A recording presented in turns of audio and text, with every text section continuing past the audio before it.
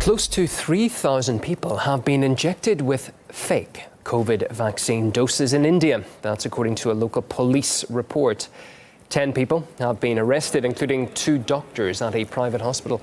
The victims were injected with a saltwater or saline solution instead of legitimate jabs. It comes as India has been grappling with a severe second wave of the virus. To boost its vaccination campaign, the federal government now buys 75% of all jabs manufactured in the country. And while most are administered for free, supply shortages mean people have sought private alternatives. Well, we're joined live now on the programme by Dr. Bharat Pankhania, Senior Clinical Lecturer at the University of Exeter's Medical School in the UK. Welcome to you. I suppose there will always be those looking to profit from a crisis. We've seen it all over the world. So does this story really come as any big surprise to you?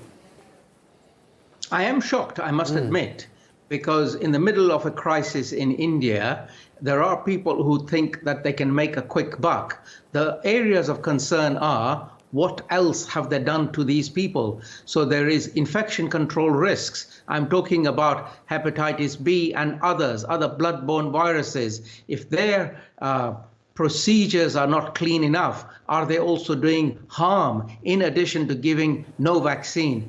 I think we need to have stricter, harder, easier to follow instructions and control measures and information for people not to be hoodwinked by charlatans like this. Yeah, that's a good point, because is there any way of knowing you're actually getting the real deal? A lot of people thinking that today.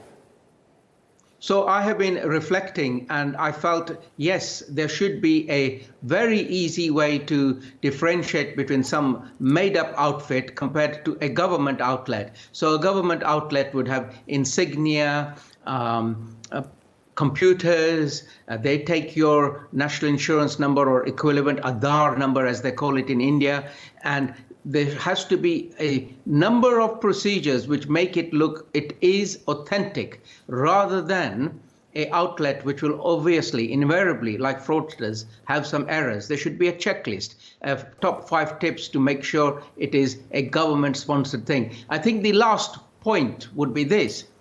If they are charging money, ask yourself why. Because most of the vaccines in India are given free of charge, care of the government. India's only vaccinated 5% of its people, around that amount. And while that's a huge number given the size of the population, the country's got a mountain to climb out of the crisis, has it not? India unfortunately has, and luckily India also manufactures the vaccines, but it cannot manufacture as fast as it is needed. And unfortunately, the outbreak continues and people in India will die. This is a tragedy, but we are seeing it unfold in front of our eyes.